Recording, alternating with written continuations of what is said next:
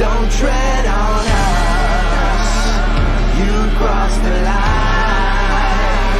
Soon you will pay for all your crimes. Don't tread on us. We're not afraid. You work for us. We're not your slaves. Don't tread on us. You crossed the line.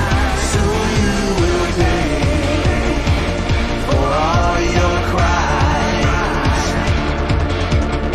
After a long train of abuses and usurpation, now we've lost our patience. You're trying to kill our constitution, to kill our pride. Now the wood is dry. Don't tread on us. We're not afraid. You work for us. We're not your slaves. Don't tread on us. You crossed the line. Soon you will pay for all your crimes. Keep on pushing us into desperation. You will only fuel our determination. Yeah. It's been way too long since the last time. 1776. Now we're done with your tricks. Don't tread on us. We're not afraid. You work for us. We're not your slaves. Don't tread on us. You crossed the line. Soon you will pay for all your crimes. Don't tread on us. Don't tread on us. Don't tread on us. Now it's payback time.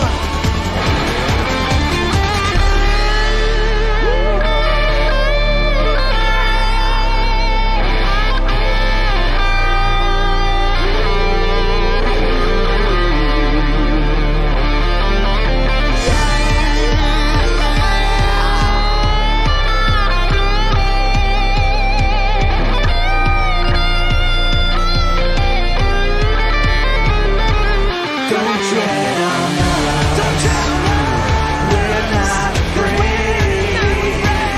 You work for us. We're not your slaves. Don't tread on us. You crossed the line.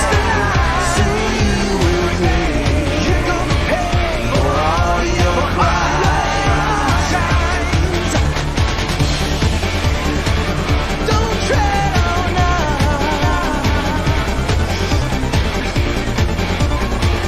Don't tread on us.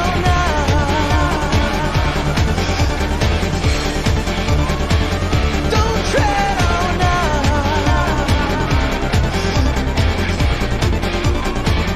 Don't tread on us.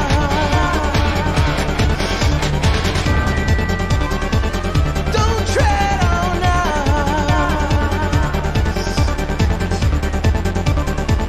Don't tread on us. Don't tread on us.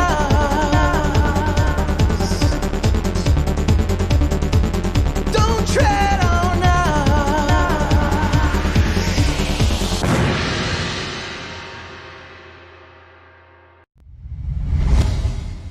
What's up, everybody, and how are you all doing?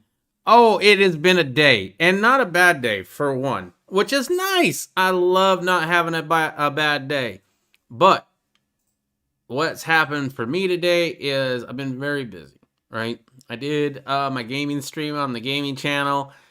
woke up late, stuff like that. But we got out, we walked around, which is always fun. It's kind of a win-lose thing though, because I really like getting out and walking, which is blasphemy in and of itself. But it is kind of something I enjoy doing now. But it takes away from time that I want to be working on work or on the stream or something like that. And for one, I've been really working very hard on the intro for the Green Dragon. As you saw, I have intros. They're 5 minutes long. It allows me to put together last minute fixes, make sure the audio's working. I still mess that up, but just it gives me a little bit of buffer, and it also allows you guys to a little bit of time, because if you've rung that bell, like I know you all did, then you can get on in here, right? So I think 5 minutes is about right. Anyway, I was making one for the dragon, and I'm really liking it. It's a brand new song. I've never used it before. I did some videos today teasing the Green Dragon chat that we're going to have on Christmas. So I know, RG, you saw that. You said you love the intro tonight chat that you guys posted earlier today. Yeah, I'm guessing because I posted, I think, 3 videos to my channel, right? I don't know which one you saw. Maybe you only saw one, but I did 3, right? We had the big head. We had the one with me with a beard, and then one of me as a lady. Ooh. So if you haven't seen those, go check those out. They were fun. They were short. They're like, I don't know, 30 seconds each-ish. I think the one with the girl is like almost a minute. Right, and then I did a longer one over on the Green Dragon, right? So if you're not subscribed to the Green Dragon, go check that out too and subscribe now, because, yeah, you don't want to miss it. Let's see, okay, and Gerald is in the house. Welcome, Gerald. How are you? So, as I said, I've been really working hard on that intro. I almost played it tonight just to kind of give my true fans, the ones that followed me over to Poison Stinger 2 and also went to Riddle Girls, or you're watching me on DLive. Hello, all my DLive viewers. So I thought about doing it, but Riddle Girl talked me out of it. I think your Restream bot is working. My Restream bot is not working. No, because I don't see any of the chats in here going into DLive. Okay. All right. Well, hold on then. What do I need to do in order to make sure that happens? Restream chat? Well, here's the thing. All of a sudden, I can't move anything over here. Huh. Oh, now it goes. Okay. Restream chat. I saw 2, but I didn't see the 3rd one. And technically, there's 4. Been subbed to the Dragon for years now. I know you would be, Gerald. Yeah. Things are acting weird on my computer for some reason right now. Interesting. I don't know, Riddle. Can you just watch DLive for me? Yeah, I'll watch it for you. Okay. Yeah, I don't know what's going on with that. Some of these windows were hard to move, and it's open. But when I go to open it, it doesn't open. Let's see. Is it over here? Let me close all these windows. You know what? I can close Discord. I don't need Discord open. By the way, guys, on my gaming channel, I do have a Discord. I still have not set up Discord for Poison Stinger. And I know a lot of you don't use it, but some might. And it's a great way to get a hold of me. And we can post all sorts of things in there, including links and stories and all sorts of stuff. So it's something I might do. Anyway, I can't figure that out. So Riddle Girl is going to watch DLive and let me know if anybody chats or donates lemons or anything like that. Thank you. Now, the really cool thing is about, I don't know, like 4 o'clock my time, I decided, you know what? I kind of want to look at a Stream Deck. And if you don't know what a Stream Deck is, you know how when I would click the sarcasm alert, that sometimes it would affect the stream, you'd see, because I was using my keyboard and I was using combinations of the key in order to turn on and turn off the effect. Well, I got a Stream Deck today. But the funny thing is that I ordered it at 5 o'clock and it got here like 2 hours later. And this is what, and I ordered it off of Amazon, and that's why. But this is why mom and pop shops are kind of in a bad spot right now, because they can't compete with that. You can't, no other online place could get me that fast, which is just weird. All right. And for some reason, all my windows closed. Okay, no problem. Real Girl is putting up the Rebel Solutions intro, the Big Head intro. Don't forget the Lady intro and the Santa Claus intro. So what's great about this is now no longer are we going to have issues when I do the sarcasm thing or the dancing girls or any of that stuff, right? So I can do the sarcasm alert and turn that off. I can do the subscribe animation, which I had done just a little bit ago, and turn that off, which is nice. And then most importantly, you gotta have some dancing girls. Come on. And I don't have to do anything but push a button that's off the side. So it's a separate little thing. It's not the keyboard, but I have it next to the keyboard. Yeah. So I just thought it was kind of fun that I got it that fast. And I can even now mute my mic without actually having to touch my microphone, because for a long time I'd have to go and reach my microphone, and now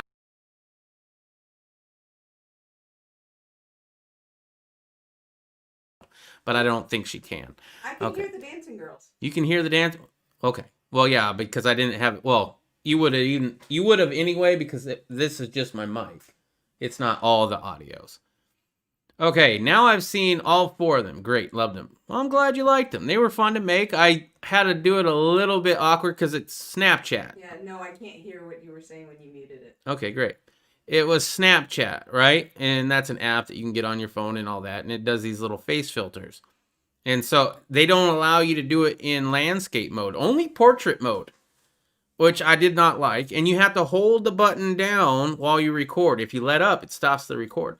So it's very awkward for me to do all that when I'd rather just have it on a tripod and record it in landscape.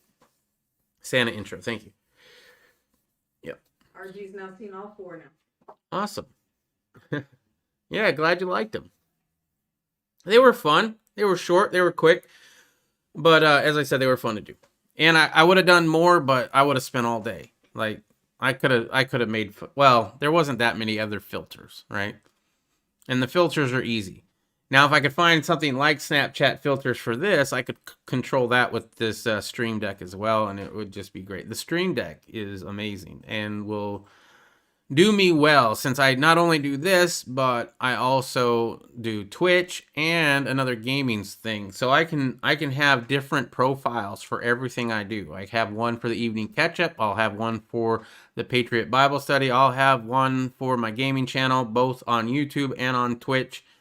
And I just got a voice changer that I can put on, which I haven't really... Well, we played around with it, but I haven't put it into the Stream Deck yet. But anyway, I know it's definitely not necessary, but it's definitely going to make my life easier since we stream a lot. And this apparently will work even in editing software, at least in Adobe, which I don't know. There's so much to this. I have a lot to learn. Anyway, let's get to it. Guess what, everybody? Supposedly good news here. I'm going to actually read this one first, and then we'll watch the video. We win. ATF removes rule and backs down on stabilizing braces. So guess what? That's amazing. I almost wish that Riddle Girl would go get me my 300 Blackie. Don't worry about it. I was going to show off my pistol brace. Any excuse, right? Okay. In a letter organized by North Carolina Rep. Richard Hudson and signed by 89 other members of Congress, we're not even going to watch that because this is updated, the Bureau of Alcohol, Tobacco, Firearms, and Explosives was urged to withdraw new guidance on AR-15 style pistols. We urge you to immediately take action to correct this injustice, said the letter tweeted by the National Rifle Association. What? The NRA did something? Maybe? At issue is a new ATF guidance on stabilizing braces used on guns. Similar to gun stocks, for several years, the agency has allowed them on the shorter barreled versions of the AR-15 style rifles, consider them pistols that do not need to be regulated like short barreled rifles. Short barreled rifles are regulated under the Prohibition era NFA. To get the ATF, to get one, the ATF must approve the sale after a $200 fee or tax is paid. The agency recently targeted one company that makes the weapon after the firearm was shown in a video being used as a rifle. That was the Honey Badger. That raised questions that the agency... Oh. Thanks, Riddle. That raised questions that the agency was going to ban the brace and designate all of the pistols with one as a short-barreled rifle subject to the fee and registration. There are some 4 million of the pistols in America, and those who would refuse to register could become felons, gun advocates say. Oh, yeah, obviously. They did the same thing with bump stocks, right? But with bump stocks, there wasn't as many, right? You had a lot of people out there, oh, that's just a stupid toy, and it's not very accurate. So, yay, you can still keep your brace. Congratulations.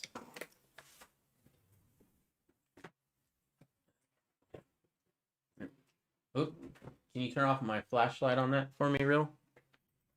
Apparently, I clicked it on permanently. Thank you. Here's the thing with this.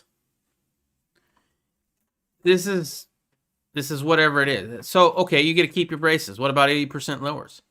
What about the calibers? Are they going to just allow it for the AR-15s? What about anything chambered in 12 gauge, right? The agency's new guidance seemed to take a middle road, according to some firearm experts, but was confusing enough to draw concerns about when the agency might take action. The letter suggested that the language in the guidance was purposeful. With ambiguous and malleable subjective criteria such as these, it is obvious that the ATF has no interest in clarifying the matter, but banning stabilizing braces outright and submitting lawfully purchased firearms and their owners to federal regulation, it said.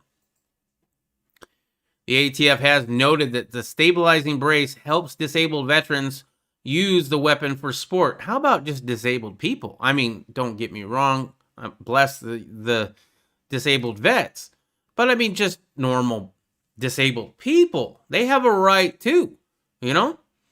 The letter came just a week after the new guidance was sent to gun stores and makers. Several incoming Republican lawmakers are also supportive. One Georgia rep-elect Marjorie Taylor Greene plans to introduce legislation to protect the pistols fitted with the adjustable braces. She also has called for a defund movement against the ATF. This is my new favorite person. How would you pronounce her name, Riddle? Marjorie. Thank you. I'm going to copy that and maybe come over here and paste it. Yeah, let's look at what she says. I want to go to your site, actually. Wikipedia, I guess. I like this lady. Politician, where is she from? Georgia. Oh, Georgia. Oh, yeah, the runoff. I don't know anything about that. Did the runoff already happen? Did she win? Was this one of the people that won? Could be. Interesting. Plans to introduce legislation to protect the pistols fitted. Okay, I read that. In this tweet of the letter, the NRA said, "Thank you to all NRA members and gun owners who contacted their members of Congress and demanded they protect. While the issue has drawn the scorn of Donald Trump Jr., President Trump has shown no interest in asking the ATF to back away from the issue." Well, obviously. What has the assault on your Second Amendment for the last 8 years has come to a screeching halt? What pro-gun legislation has Trump put in? Any?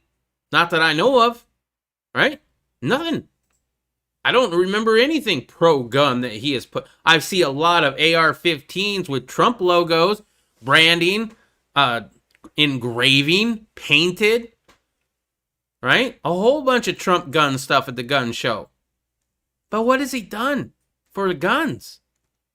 Nothing. Upon further consultation with the Department of Justice and the Office of Deputy Attorney General, ATF is withdrawing pending further Department of Justice review the notice and request for comments entitled Objective Factors for Classifying Weapons as Stabilizing Braces. That was published today, or on the 18th. Sorry, that was published on the 18th. As explained in the notice, the proposed guidance was not a regulation. The notice informed the invited comment from the industry and the public on proposed guidance prior to issuing a final guidance document. The withdrawal of the guidance does not change any law, regulation, or other legally binding requirement. What about 80% lowers? I'll tell you what, you need to keep on it. You need to keep calling the White House and all of that. Right? Okay, need a small Lady of the Night. One for the dragon. Well, I can put the filter back on. Maybe can I get a dancing one? Because that would be awesome. I mean, I can get these dancing girls, but I don't know if I can get dancing small people. Yeah. January 6th is the runoff. Okay. And then 0. I don't know what that means. Okay.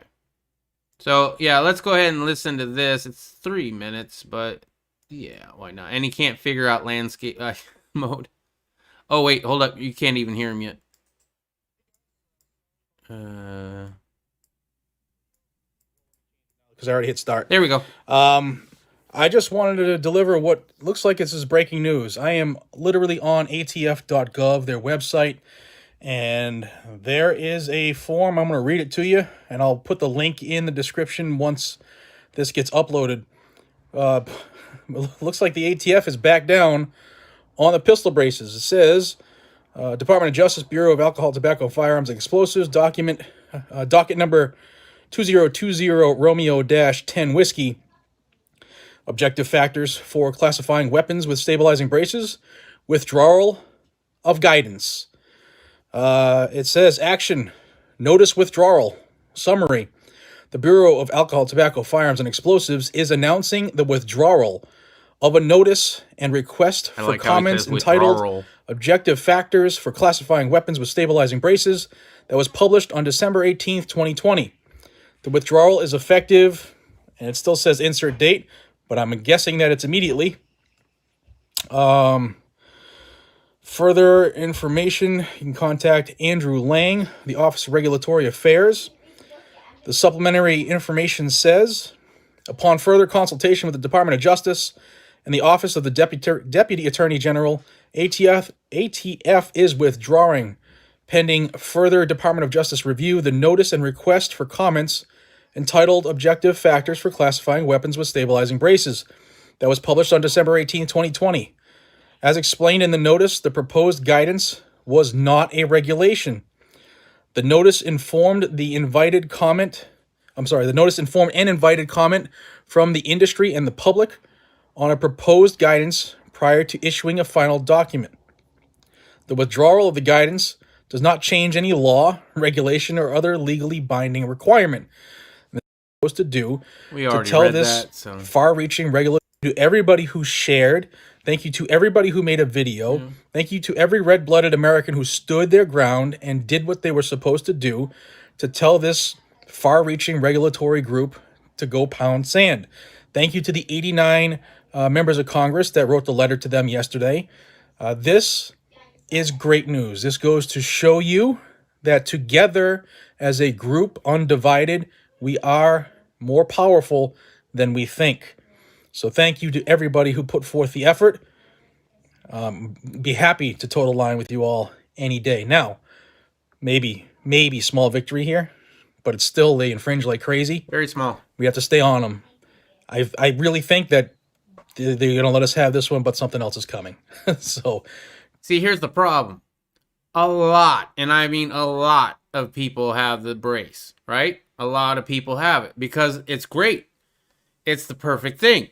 Obviously, you want a little bit more stability. Yeah, we all know what we're doing with those, right? It's not a big secret, but it's really helpful in small corner situations. I have a couple things with braces on them because I have very narrow hallways and doorways in this house. And what I don't need is the 16-inch barrel, then with the stock and everything else, this really long rifle in order to go around my corners where I have to keep on doing this all the way around. Which, I mean, you're supposed to slice the pie anyway, but I mean, just to get through the door, I've got to do a whole rigmarole, right? So having those, it's a lot more maneuverable, right? Since one hallway leads into another room, my barrel's not so far out there where it could be grabbed or something like that, right? There's just a whole bunch of good reasons for that. Call the skeptic in me. But to each and every single one of you watching, Merry Christmas. If you do not celebrate Christmas, I hope you have a happy holiday no matter what. All right. Well, I think that's all he had to say on that, so we'll skip on that. All right. I'm going to watch a little bit of this. I think I just rewound it too far. Okay, here we go. In today's earlier video, please watch that. I challenge every single This one is before that last one. And you know what? I'm not going to play it. The main thing I wanted to... There's a part of this I want to play, so I'm going to play a little bit, actually. I keep going back and forth. And that is on his clothes. He makes a really good point, and it has nothing to do with the braces. one of you who are watching this video to go make a comment on the ATF pistol brace issue. We had 48,000 going into today, and I challenge all 388,000 plus of my viewers to get involved.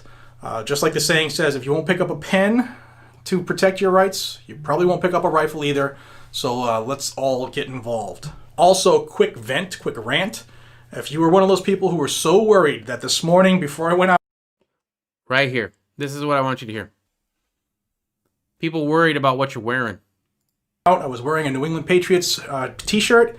You got to get over that stuff. That's the division I was talking about. Who cares what my shirt says? If you're not going to cover my 6 because it says Patriots on it, then the problem isn't the t-shirt. So let's all get together. Let's forget this insanity, and let's get going to where we need to be. I'm 45. I've been wearing and collecting t-shirts for a long time. If you would like to help replace my wardrobe, feel free to look in the description down below and send some 3X t-shirts and some sweatshirts to replace all this stuff. But no, seriously, guys, let's all get together. Let's get over the little stuff. And that's key. And that's why I wanted to play that. Now, he goes on to talk about the 89 members of Congress that wrote in. This was obviously earlier in the day and before the DOJ and the ATF backed down. And here's the thing. We do disagree on little petty stuff, right? Oh, I don't think I'm going to contact over the bump stock because I don't have one and I think they're stupid. Oh, great. Thanks. Appreciate it. Oh, I do care about the pistol brace. Everybody should care about the pistol brace, right? Okay. What about 80% lowers? I don't do that. I think it's, skirting around the Second Amendment or the law.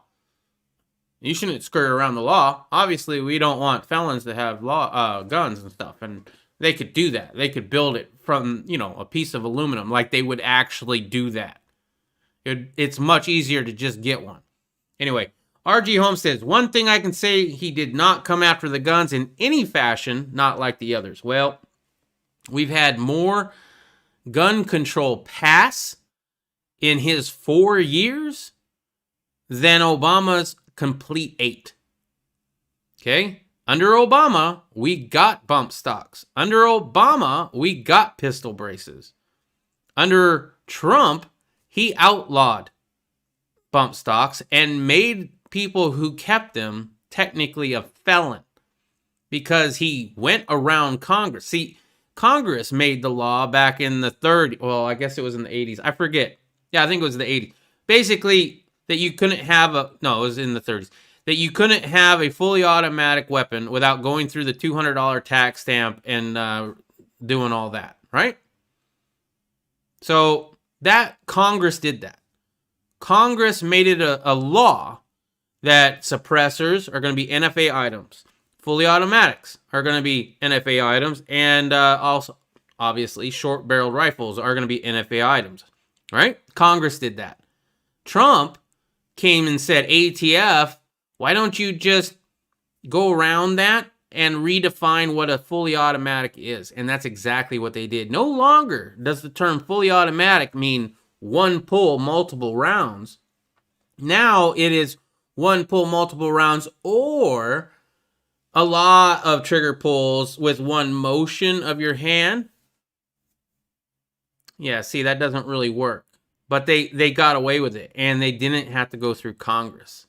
And now because of that, because of what Trump did, they're now going after 80% lowers, and they're going after braces. Yes, they back down on braces for now. Okay. And let's get to a little bit of Mark Dice. Liberals' biggest dreams has finally come true for millions of Americans. For years, they'd been wanting this to happen, and now they're just coming right out and demanding it. Christmas is probably not going to be possible. Oh, by the way, I think I forgot to say Merry Christmas to you, RG.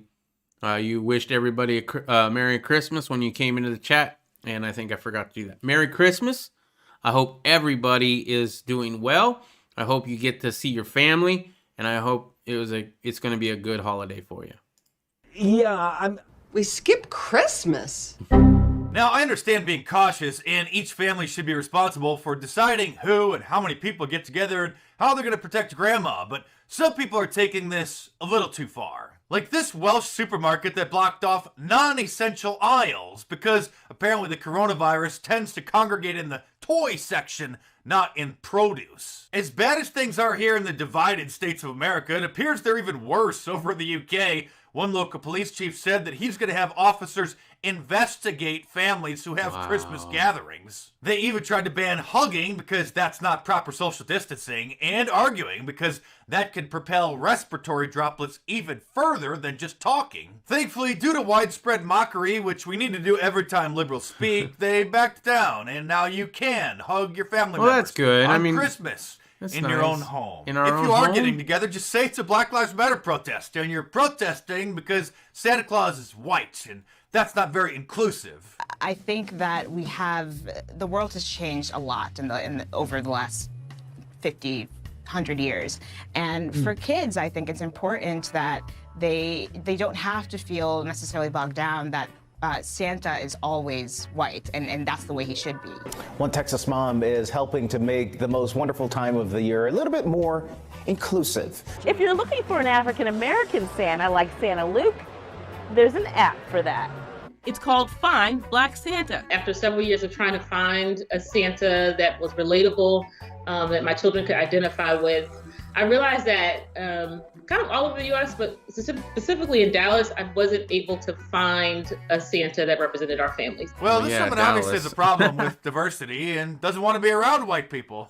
Well, it's her loss. But isn't making Santa black cultural appropriation? It's okay when they do it. I guess it's blackwashing too. You know how they get upset when a white actor portrays a character in a movie that's based on a comic book or a novel and the character might have been a different race and they cry about it being whitewashing? If you're offended by Santa Claus being white, then you should probably just skip Christmas and celebrate Kwanzaa instead. Stay tuned because there's more. But real quick, subscribe to my channel if you're new here because, well, it's a miracle that you found it, and they're deleting most channels that are double plus good. So subscribe here and check back on a regular basis, and the fun will continue as long as it can. Oh, by the way, speaking of the UK, there's a grocery store chain over there known for their woke Christmas commercials, and they tried to be so inclusive one year that they even included Muslims celebrating Christmas in their commercials. That's very inclusive. However you do Christmas, we've got a turkey for you. Everyone's welcome at Tesco. Everyone's welcome at Tesco. How progressive. But Muslims don't celebrate Christmas, and it looks like they even included some Sikhs in there for extra diversity. I bet next year they're going to start airing special Kwanzaa commercials, and don't get me started on that. The top comment for the YouTube video asks, will Tesco be featuring a Christian family eating pork products for Ramadan? But the Christmas craziness doesn't end there. It never ends. Don Lemon thinks that saying Merry Christmas is a secret code. I mean, this is a line that we have heard from Donald Trump many. Why does he continue? Right, this is a dog whistle to the base because no one has ever stopped saying Merry Christmas. No one? No one stopped saying it?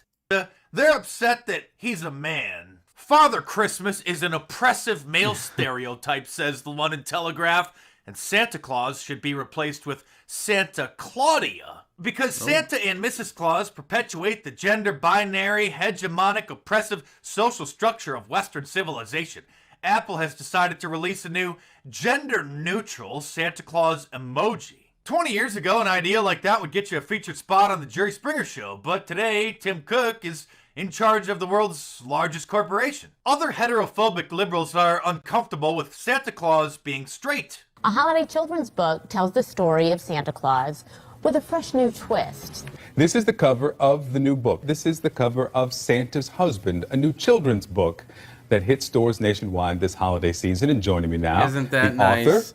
author, Daniel Kibblesmith, and illustrator Ashley Quach. Good morning to both of you. So Santa's gotta be gay now. Or not just gay, but with a black boyfriend for extra diversity. Isn't the New World Order great? And this year, the Hallmark Channel bowed to the social justice warriors because their Christmas specials were too white and featured too many, normal couples. So this year, they were proud to announce their first Christmas special featuring some LGBT lovebirds. The Hollywood...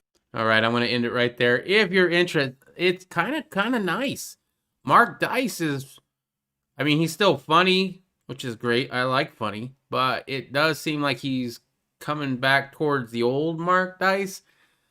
Maybe because Trump is leaving. I don't know. Okay. Burisma lobbyists pitched Ukraine prosecutor high-level access to Clinton campaign. A newly uncovered cache of State Department records revealed that Joe and Hunter Biden may not have been the only high-level officials seeking quid pro quo arraignments from the Ukrainian officials. Operatives close to the campaign of the failed 2016 candidate Hillary Clinton also sought to build inroads with the company's top prosecutor that would suggest the corrupt energy company Burisma was somehow involved with Clinton. This smoking gun email ties Hunter Biden's Burisma lobbying operation to an influence peddling operation involved in the Clinton campaign during the 2016 election, said Judicial Watch President Tom Fitton. This further confirms the Obama-Biden deep state targeting of President Trump was to cover up and distract from their own corruption, he said, in reference to the efforts to impeach Trump for asking Ukraine to investigate the corruption scandal. The revelation came as part of 38 pages obtained by Judicial Watch under the Freedom of Information Act. In fact, the offer to grant then Prosecutor General Lutsenko special access to Clinton came from Taraminato. I have no idea. Who has these names? This is horrible. A deputy chief of staff during the administration of former President Bill Clinton, who happened to be the CEO of Blue Star Strategies. Burisma hired a company to lobby on behalf of its U.S. interest. All right. Kent advised him not to accept the offer due to the potential conflicts of interest involving the Clinton Foundation, and he reported the episode to then Ukraine ambassador Maria Yukovich in a September 2016 email. Lutsenko had taken the post only months before in May 2016 and ultimately allowed a corruption probe against Burisma to go dormant, according to Democrats who repeatedly denied the Biden family had acted improperly.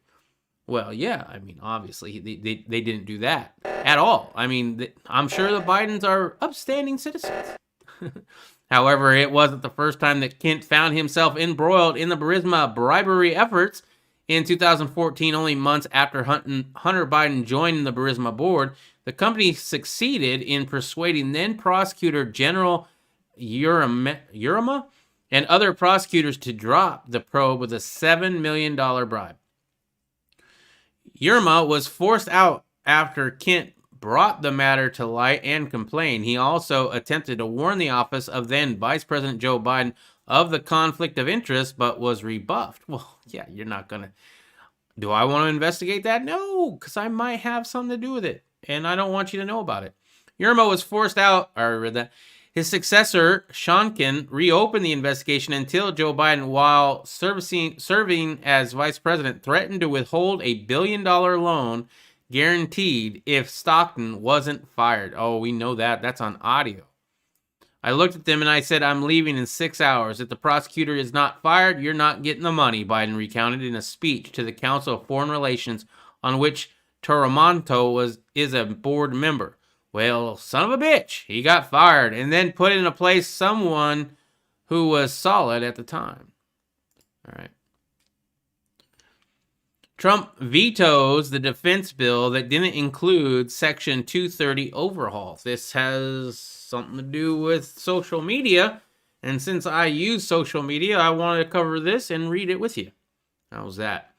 President Donald Trump made good on his prior promise to veto a defense appropriation bill that Congress planned to use it as a vehicle to spread cancel culture, government waste, and Chinese kickbacks. But with the strong bipartisan support in Congress, it was unclear whether the move would have any actual impact or if it would be more of a symbolic gesture. Both the House and the Senate passed the National Defense Authorization Act by margins large enough to override a veto from the president.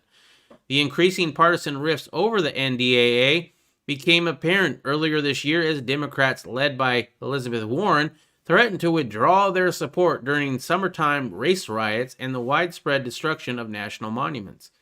Trump responded by dangling a veto threat for the NDAA if Republican senators caved on a renaming of the military bases such as Fort Benning, Fort Hood, that honored the Confederacy generals. Trump also recently suggested that he would leverage one of his own legislative priorities, a revision of Section 230 of the Communication Decency Act, that would eliminate liability protections for online publishers like Twitter, Facebook, if they cease to act as open public forums for expression. Better late than never. That's right, OMG. Welcome to the channel. I'm glad you found us. Make sure that you subscribe and ring that bell to know exactly when we go live. But members of Congress have often used the crucial appropriation measure as an opportunity for a pork free-for-all to redirect tax coffers to their pet causes. Let's see. According to the Associated Press, the rarely controversial bipartisan bill would affirm 3% pay raises for U.S. troops and authorize more than $740 billion in military programs and construction, yada yada. It's not right, and it's very bad for our country, he said of that bill, the second largest ever at the time, reaching $1.3 trillion. There's a lot of things I'm unhappy with about this bill. There are a lot of things that we shouldn't have in this bill, but we're forced. But we're in a sense forced. If we want to build our military, we're forced to have. Oh, the sniffle pandemic, however, has continued to exacerbate Congress spending problem, and the NDAA comes on the heels of an unwieldy nearly $1 trillion economic stimulus package that Trump also threatened to veto on Tuesday evening. I think he said he was going to veto that. He just threatened that? Pretty sure he said he was going to totally get that vetoed. I didn't get YouTube notification. Do you have the bell rung on all or just some? Because I have no idea. Maybe I should set up an email service where I send out emails. No, why didn't you check your text messages, dude? Oh, Riddle Girl texted you. You just been called out. In advance of the veto, Senator Majority Leader Mitch McConnell has said the bill would help deter Chinese aggression. Other GOP backers, by giving them a lot of money? Yeah, I would imagine so. Other GOP backers of the measure, including Senator John Thune of South Dakota, the second-ranking Senate leader, and Mike Gallagher of Wisconsin, a member of the House Armed Services Committee, have tweeted that the bill would counter threats from countries such as China. We read what was in that bill. No, I don't want any of it. $600. Are you kidding me? Yeah. Many programs can only go into effect if the bill is approved, including military construction. Yeah. In a rare break with Trump, McConnell had urged passage despite Trump's threat to veto it. McConnell said it was important for Congress to continue its nearly 6-decade-long streak of passing the defense policy bill. Trump has vetoed 8 bills previously, but those vetoes were sustained because supporters did not gain the 2/3 vote needed in each chamber for the bill to become law without Trump's signature. Interesting. Let's see. Just giving you a hard time because it's fun. Accept text messages. They're going to vote Christmas Eve to raise it to $2,000. $2,000 per person? Yeah, I have a little bit of a story on that. I thought I did anyway. Let's see. Yeah, here we go. I don't know why I didn't put these where they needed to be. AOC Pelosi endorses Trump call for $2,000 per person stimulus. Far left, New York Congresswoman Alexandria Ocasio-Cortez joined Nancy Pelosi and Schumer, House Speaker, Senate Majority Leader, respectively, in agreeing to President Trump's call for $2,000 per American payments in the economic stimulus. Let's do it, says Cortez. And I already wrote, excuse me. Tlaib and I already co-wrote the Sniffle Amendment for 2,000 checks, or for $2,000 checks. So it's ready to go. Glad to see the president is willing to support our legislation. We can pass 2,000 checks this week if the Senate GOP agrees to stand down. Not addressed, however, was Trump's plea to eliminate the billions of dollars in pork barrels spending and payments to foreign nations, leaving the status of negotiations unclear as of Wednesday morning. President Trump demanded that Congress revise the recently approved trillion-dollar ominous stimulus bill due to the insignificant individual payments and reports that the package was laden with pork that offered little to do with economic recovery. You think that he's actually going to let it go through? I mean, you said that they're going to vote on Christmas Eve. Okay, so let's say that gets to President Trump. Do you think he's going to allow it to go through? I don't know. If it still has all that pork, I don't think so. I mean, he's already out anyway, unless, I mean, he doesn't think he's out. So who knows? Among those were $10 million on gender programs in Pakistan, tens of millions to recruit women into the Afghan army, and considerable funding to build a border wall between Jordan and Syria. Why are we building a border wall there and not here? Yeah.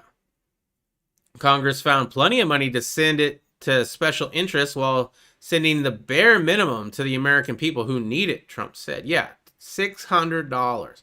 Here's the thing. You want to put other things in there?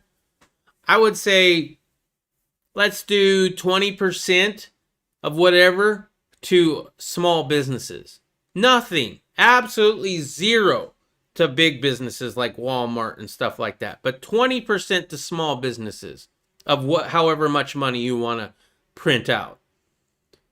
80% to the American people. You want to pass $1 trillion? 80% of that should go to the American people directly. I don't know what that is per person, but $600, even $2,000, it's not a big percentage of that. Saying the bill was a disgrace, Trump said in a late evening announcement that he wanted at least $2,000 per eligible American rather than the ridiculously low $600 agreed upon by Congress. Very few in Congress had the opportunity to actually read the bill. Yeah, because it was written way beforehand, which Senator Rand Paul described as monstrous. And everything Republicans say they don't believe in. Exactly. Trump undoubtedly took some delight in throwing a wrench in the works, particularly after Nancy Pelosi denied the aid prior to the election and pointedly agreed to a deal while saying a new president had changed the circumstances. Democratic Joe Biden, the presumptive president in waiting, had earlier praised the deal, saying that he hoped the spirit of bipartisan deal-making would extend into his term. Trump's best option would be to ride out the clock using a pocket veto, although that could potentially trigger a government shutdown due to the 60-some separate bills included as riders in the package, some of which are tied to budget appropriations. Although Trump could issue a traditional veto of bill, Congress, which passed the bill with a supermajority, could potentially override it. Yada, yada, yada. Interesting. Let's see. Yes, AK-47, here I come.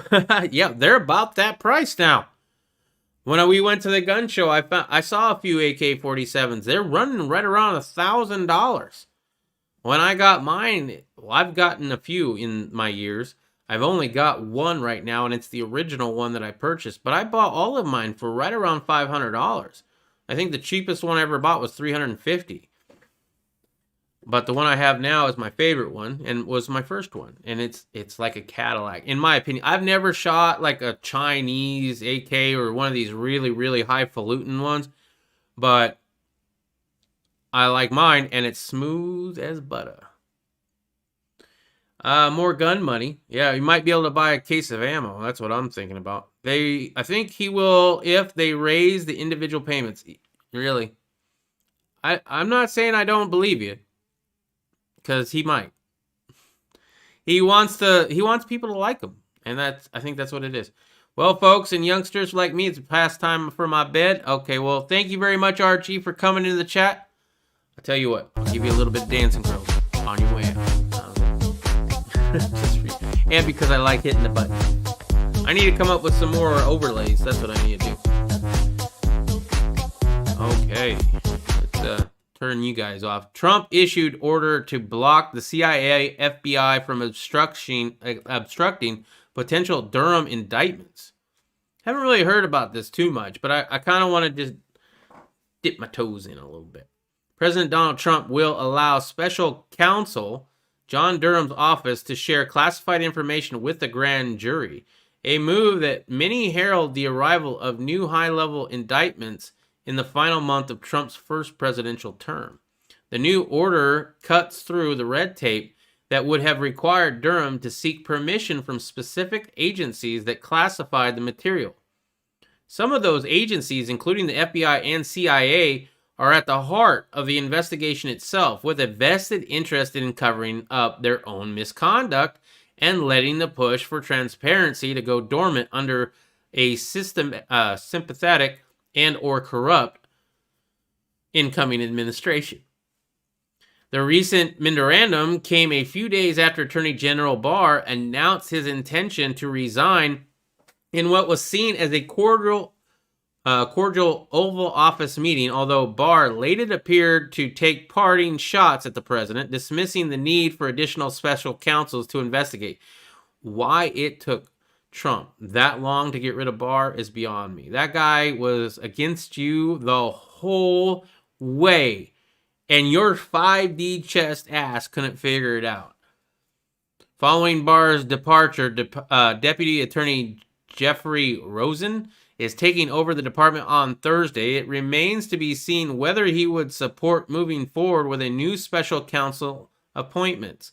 Regardless of whether the other investigations move forward, Barr's appointment of Durham as special counsel has added a wrinkle in the selection process for Biden's presumptive attorney general, since Democrats have continually sought to downplay and dismiss Durham's probe as a political theater. While there are many strong impetus within his party and prospective administration for Biden to appoint a deep state-friendly figure who would derail the probe from within, Republican senators who commended Barr's decision may refuse to back someone viewed as overly partisan or perceived to be ethically unscrupulous for that reason. A lot of big words. But further questions over Barr's loyalties have led some to speculate that his appointment of Durham as special counsel in a long-running probe of the FBI Russian hoax conspiracy might have been intended to thwart Trump from further public disclassifications on his way out the door, as well as making it more difficult for Biden to pull the plug. Trump has been publicly frustrated with the Justice Department over what was seen as bureaucratic foot-dragging. Yeah, you know what? Here's the thing, Trump. You should declassify a whole bunch of stuff.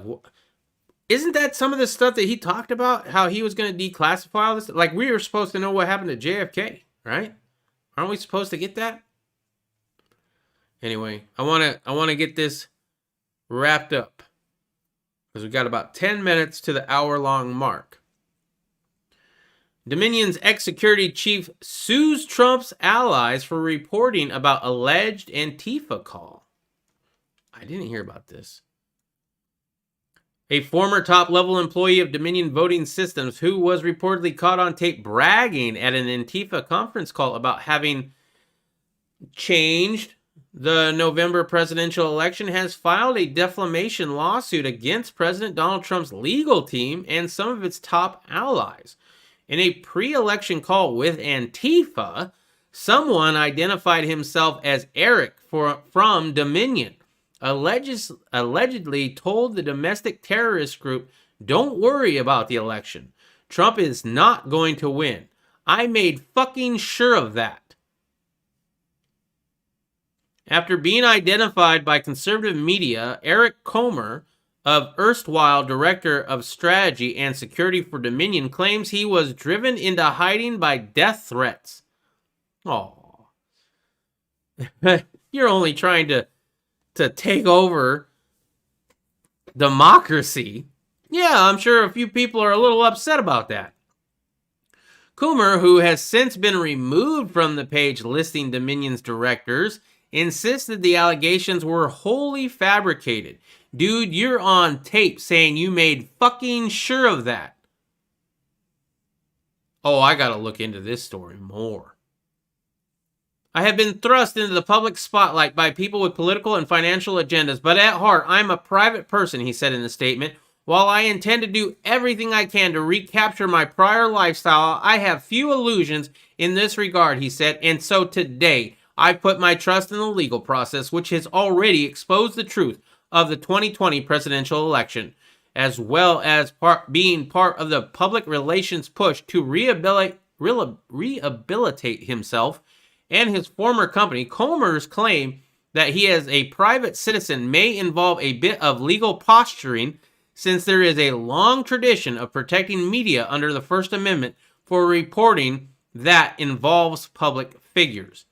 Comer's lawsuit, filed Tuesday in district court in Denver City, Colorado, names conservative daily podcaster Joseph Altman, who first went public with the allegation, along with the Trump campaign lawyers and 3 conservative media outlets, and the One American News Network. In order for his lawsuit to succeed, he would need to prove that the allegations were false, that he was materially harmed by them, and those making them acted in reckless disregard for the truth. What's up, Riddle Girl? Let's see. Hold on. Trump us? Trump is going to rally the largest militia in history and take over the country. Okay. If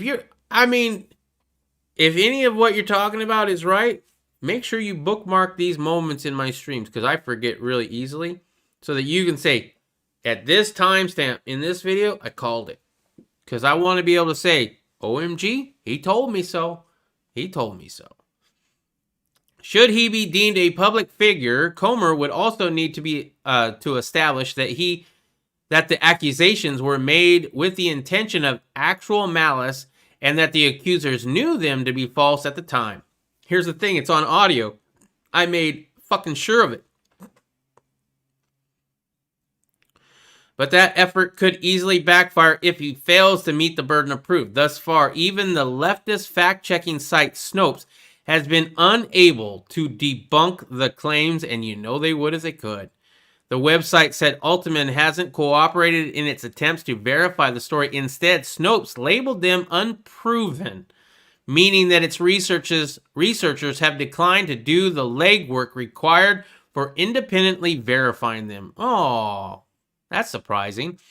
Recordings of the alleged conference call with Antifa organizers were initially posted on YouTube before Google-owned platform began actively suppressing evidence of vote misconduct. Can I say that, YouTube? Is that allowed? I think it's allowed. Identified Comer as the presumed culprit. Additional confirmation came from radical anti-Trump posts on Coomer's personal Facebook account, according to the Gateway Pundit. Coomer's lawsuit acknowledged that he made comments critical of the president on his private Facebook page, which is now inactive.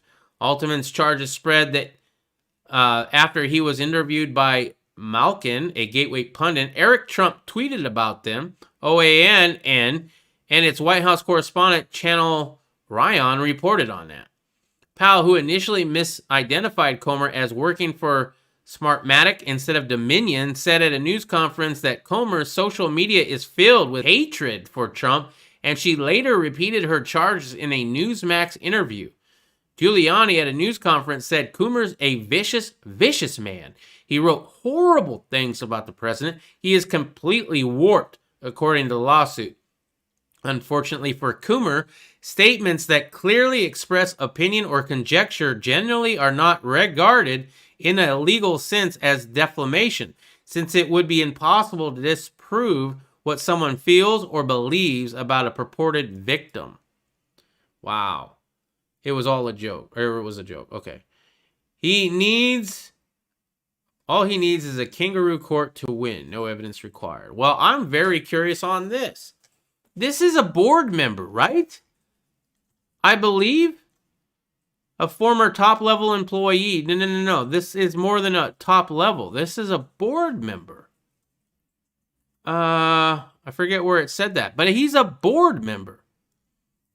Thus, for his case to succeed, he would likely need to show... Okay, I want to see what might happen. Nonetheless, Colorado-based company, which has been tied to several powerful and wealthy Democrat leaders, have some success in using the threat of legal action to chill further reporting. Really? The report claimed that Dominion had actively and intentionally sought to interfere in the election by doing some things to software and flag errors at a rate of 68% and redirect disputed ballots for manual education, I can't say that word, with little to no oversight. Although executives have played the victim, claiming without evidence that they have been relentlessly harassed and threatened by Trump supporters, the company recently threatened Powell with another defamation suit if she did not retract her claims. Following similar threats, Fox News Channel and Newsmax aired retractions of some claims made on their networks. Really? Fox is not being sued, and Comer actually uses Fox host Tucker Carlson to buttress his case. The lawsuit notes a scheduled Powell appearance on a Carlson show did not happen after she could not provide evidence for her charges. So she was going to go on Tucker, but then didn't? Fox is not being sued, and Comer actually uses Fox host Tucker Carlson to address his case. The lawsuit notes a scheduled Powell appearance on Carlson's show did not happen after she could not provide evidence. Okay. Notwithstanding, as far as Comer's case is concerned, it is not necessary for the defendants to prove their statements are true if he fails to establish they are false. If Comer does succeed in disproving the allegations and establishing a malicious intent, he may have an easier time meeting the legal burden of demonstrating actual damages. He told Associated Press earlier this month that right-wing websites posted his photo, home address, and details about his family. Death threats begin almost immediately. He said his father, an Army veteran, received a handwritten letter asking, "How does it feel to have a traitor for your son?" That's not a death threat. It's terrifying, Comer said. I've worked in international elections in all sorts of post-conflict countries where election violence is real and people are getting killed over it. And I feel that we're on the verge of that. Well, I'd be interested in the so-called evidence, obviously completely 100% made up. And but I like to see some false stuff every once in a while. Wow. I'm gonna look into this. Maybe we'll come back to that one. That could have a potential of doing something. You should still do it just in case, and then you can still rub it in. There you go. Global virus rules for Christmas: tough, mild, or none at all. In Peru, you can't drive your car on Christmas. In Lebanon, you can go to a nightclub, but you can't dance. In South Africa, roadblocks instead of beach parties will mark this year's festive season.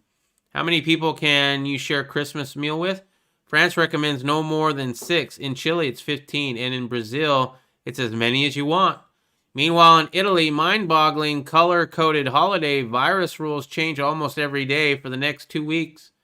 Countries around the world are trying to find the right formulas to keep their people safe for Christmas, especially as a new sniffle variant prompts renewed travel bans and fuel resurgent infections, hospitalizations, and death at the end of an already devastating year.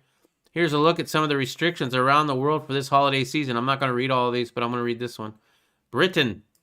It was meant to be a time when families across the UK could enjoy something like a normal Christmas despite the pandemic. Authorities plan to relax restrictions, allowing up to 3 households to mix in the days around December 25th. The emergence of a new, more contagious variant of the sniffles changed that. The 4 nations of the UK, England, Scotland, Wales, and Northern Ireland are all in various states of shutdown and have ditched their Christmas plans. No indoor mixing or households is allowed in London and southeast England. Instead of Christmas joy, a sense of dread and isolation is looming. I can attest to that, to the people that I talk to over there. Dozens of countries have limited flights from Britain, and daily infections are running at record highs. Hospitals across the UK, which has Europe's second highest sniffle rate death toll at over 68,000, are headed towards capacity at the time of year when other illnesses abound. So take that however you'd like it. Trump issues raft of pardons, including 2 FBI Russian hoax victims. This is pretty much people that were involved in the whole Russiagate. All right. Trump has pardoned Roger Stone or commuted his sentence. Michael Flynn. Right? Manafort. Yeah. Also, 3 congressional Republicans pardoned by Trump were Duncan Hunter of California, Chris Collins of New York, and Stephen Stockman of Texas. What they did, I'm not exactly sure. But that's all I want to get on to that. Wall Street's greatest reset, a 120 trillion transformation. Big money is turning its back on companies that aren't conforming to one simple idea, sustainability, and it's fueling one of the biggest transfers of capital in the world has ever seen. In fact, within a year, 77% of institutional investors will stop buying into companies that aren't in some way sustainable. And the new king of Wall Street is leading the charge. BlackRock, with over $7 trillion in assets under management, said its clients will double their ESG investments in just 5 years. Money managers on the street are saying the climate change is their top concern and a leading criteria when determining where they put their money to work. Sustainability assets already account for 17 trillion, 0.1 trillion, but there could be as much as 120 trillion up for grabs, and that's exactly why sustainable stocks are outperforming the market. Okay? Well, if you want to play the stock market, get into global warming stuff, even if you don't believe in it. I totally believe in global warming. We have to save the planet. Oh, yeah, and I wanted to read up on her a little bit. Greenie, is that her last name? Or Grenay? I don't even know. Began her 2020 candidacy in Georgia's 6th congressional district, but shifted her campaign to the 14th district after the incumbent Tony Graves announced he would not run for re-election. So she'd have an easier path. She ran on the slogan, "Save America, Stop Socialism." In the days before the primary election, Facebook took down Greenie's video for violating its terms of services. In the video, she held an AR-15 style rifle and warned Antifa terrorists to stay the hell out of Northwest Georgia. Yeah, I think I remember that now. And I liked it then. Grenay finished in first place in the primary election and faced John Cowan in the runoff election. Greenie defeated Cowan to win the nomination on August 11th. Greenie was considered an overwhelming favorite to win the seat in the general election, as the 14th typically votes heavy Republican. The 14th has a Cook partisan voting index of whatever. Green was initially expected to face Democratic IT specialist Kevin Vaughn. Political positions. Here we go. Following her win, The GOP establishment for the media and the radical left spent months and millions of dollars attacking her. Obviously, she supports criminalizing abortion, if you agree with that. In an August 2020 interview with Fox News, she said she campaigned on among other issues, opposing abortion. She supports defunding Planned Parenthood. When it comes to guns, Grenay participated in a pro-Second Amendment rally in Ringgold, Georgia. At the rally, she said she would always protect gun right owners and would not vote for any laws making it harder for people to possess guns. During her 2020 election campaign, she said she was giving away an AR-15 style rifle. Wow, she gave one away. Healthcare. Said on Twitter that children should not wear masks, rejecting recommendations from the CDC and other public health professionals. She described restrictions imposed by the USC in response to the sniffle pandemic, including cloth garments on your face, as democratic tyrannical control. She opposes any form of mandatory cloth wearing, compulsory vac shots, or lockdowns in response to the pandemic. She describes cloth wearing as oppressive on Twitter, prompting a response from the NIAID director, Anthony Fauci, who described Grenay's stance as disturbing. Race and religion. She opposes groups that believe that they're better than other groups, right? Because that's wrong. You should always judge a person on the content of their character, not the color of the skin. I truly believe that Martin Luther King Jr. would be against this organization. 100%. Described it as a radical Marxist group. In a video, she compared them to white nationalist participants, which are horrible, at the Unite the Rally, which took place in Charleston. I'm saying all sorts of keywords right now.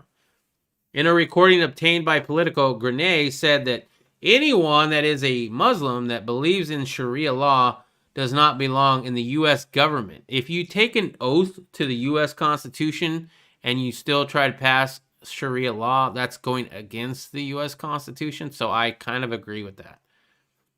I 100% agree with that. Her comments on people of color, Muslims, and Jews were denounced by Republican House leaders in the head of the party's campaign arm.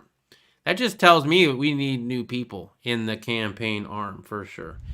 Anyway, that's all I got for you for this Wednesday night. And hey, we did it with only 8 minutes over schedule. And I totally forgot to record it, but that's fine. Tomorrow, possibly, we might be on the Poison Stinger channel, the original one. It says that I have 1 day left on my ban. When that exactly is, I don't know. So follow me on Twitter. You see these things right here. All the different places you can follow me are in the descriptions below. So go, please, check those out so that you know exactly where you can find us at any given time. Because unfortunately, it looks like we're going to have to move around quite a bit in order to keep on the air. And I am not about to give up. And I hope you're not either. So if you're with me, and as I know you are if you're watching right now, make sure you're subscribed, ring the bell to every place that you can follow me, and let your friends know. Because we're definitely having an issue. We're having a hard time right now with being off the main channel. People didn't pay attention when I said to follow us. If I'm not posting, I'm still on DLive. And it's understandable. That's something that happens. So down below, first of all, we have the causes I believe in and support. We have justice for Cannon. You all know about Cannon. He's the 5-year-old boy who was shot in the head by his neighbor who was a different color than him. And the news doesn't really like to cover that. So we have a GoFundMe for him. We have Justin's Final Mission. Okay? They're raising money to put together a location where veterans can come and I guess get away from... I don't know. It's to help prevent suicide among veterans. And it's a very good cause. Unfortunately, Justin Finch was not able to see it final to its conclusion. So anyway, that's where you can donate to that. Ryan Whitaker is a Phoenix man who was shot by police unjustly. You can check out his GoFundMe and his story on his Facebook page. Next is Find Our Missing in Action with ProjectRecover.org. It's an organization that goes out and looks for lost service members and returns their remains to their families. And lastly, 50% of all the donations to this channel will go to Rally Point Irish, funding farming for our veterans. Irish USMC vet is a good friend of mine, and he's trying to put together a location in Tennessee where veterans can come and live room and board free while learning a new skill like farming, gunsmithing, and blacksmithing. Next, if you want to support my content monetarily, you can do so with the alternative Super Chat. You can do it with Bitcoin, Erethreum Classic, Basic Attention, or PayPal.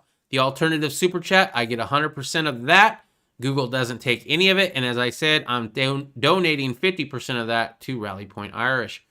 All the different places you can follow me. I'm on BitChute, but I haven't uploaded there in a while. DLive. I have never moved on DLive. I've always been on DLive. I know it's a little bit of an issue for you all, but definitely check me out there and subscribe or follow. What do you do on DLive? Follow me on DLive, right? And let me know, what do you guys think? An email system where I send out alerts. I'm thinking about that, possibly. You can also check me out on this channel, which is Poison Stinger 2, which I do not have linked there. I do have the original channel linked. I probably should. I'm going to put the second channel in there. And Twitter and Parler. That's where I would tell you that, hey, by the way, we're not on the main channel. So make sure you're following all those. All right. Let's see. Anything else? Nope, that's it. I don't know how many people are still watching. Let's see. I can find out, though. A few. So thank you very much for watching. I do appreciate it. I think we're going to change a few things. Tomorrow we will still be back at the same time.